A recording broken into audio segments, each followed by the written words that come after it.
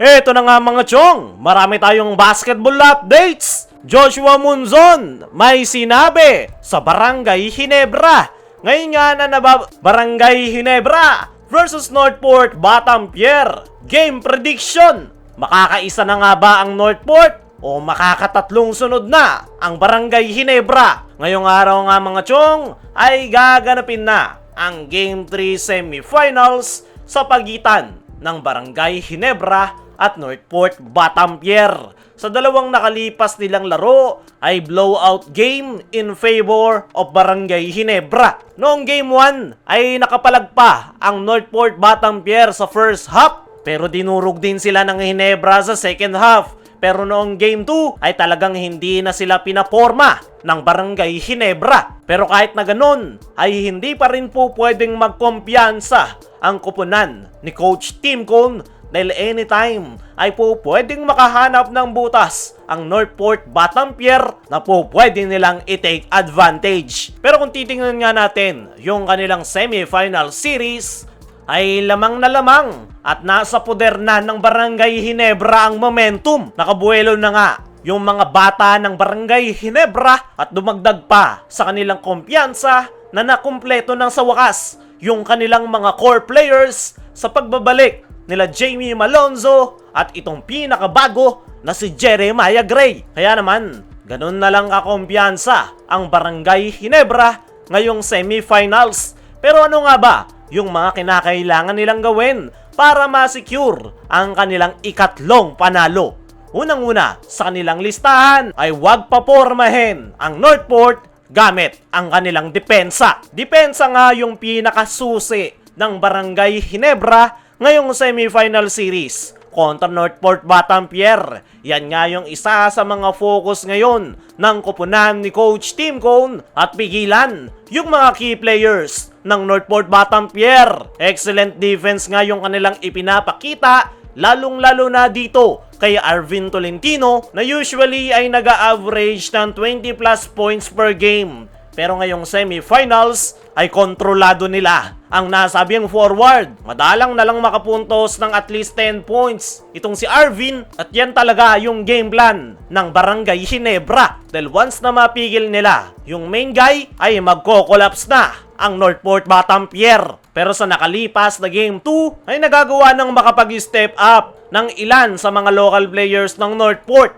Gaya na lang nitong si Joshua Munzon, lalong-lalo na itong si Will Navarro. At yan nga, yung kinakailangang bigyang pansin ng Ginebra sa darating na Game 2. Kung si Stephen Holt ay ang nakafocus sa pagdepensa kay Arvin Tolentino, ay yung nakikita nga natin na po pwedeng tumutok dito kay Joshua Munzon ay itong kanilang nagbabalik na gwardya na si Jeremiah Gray. Isa nga rin itong defender at kaya nitong sumabay sa takbuhan. Nakita natin noong Game 2 na okay na itong si Jeremiah Gray at naniniwala ko nakakayanin nitong pigilan si Joshua Munzon. Pagdating naman kay Will Navarro ay po pwedeng itong si Jamie Malonzo ang tututok sa kanya sa depensa. Kung si Gray ay bumebuelo pa, ito namang si Malonzo ay unti-unti nang nakukuha yung kanyang game rhythm. Nandoon na nga rin yung kanyang depensa, kaya naniniwala ko na itong si Malonzo ang pwedeng pumigil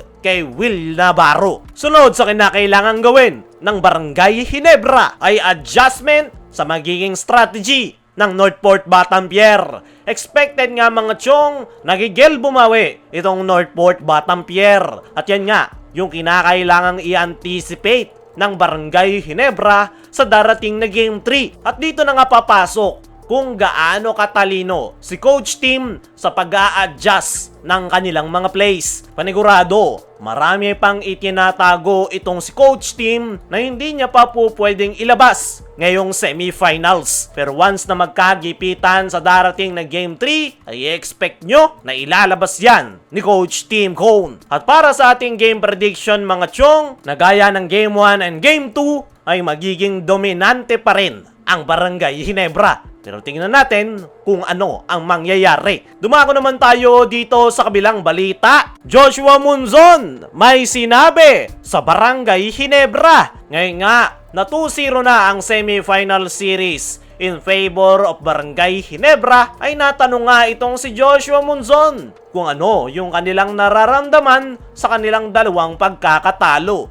Ayon nga mismo kay Joshua Monzon sa kanyang naging latest interview, ay hindi niya nga raw nakikita na pagod ang Barangay Ginebra. Dahil base nga raw sa kanilang dalawang laro, ay hindi niya nga raw nakikita ng sign of fatigue ang Barangay Ginebra, at malayo nga raw yan sa kanilang expectation na pagod yung mga key players matapos yung kanilang naging stint sa Gilas, Pilipinas. Nabanggit nga rin itong si Joshua Monzon yung naging problema ng kanyang koponan, which is wala nga raw silang depensa. Napakarami nga raw nilang open shots na ibinigay sa Barangay Ginebra, at yan nga raw yung kinakailangan nilang ayusin. Isa nga rin sa mga nakikita niyang dahilan kung bakit 0-2 ang kanyang koponan, ay possible raw na tinamaan ng kalawang yung kanyang mga teammates matapos yung napakahabang long break para magbigay daan sa Gilas, Pilipinas. Pero umaasa itong si Joshua Monzon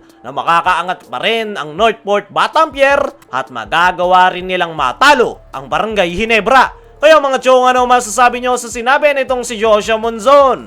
Ano rin yung masasabi nyo sa paparating na Game 3 ng Barangay Ginebra at Northport Batampier? I-comment mo lang dyan sa ibaba.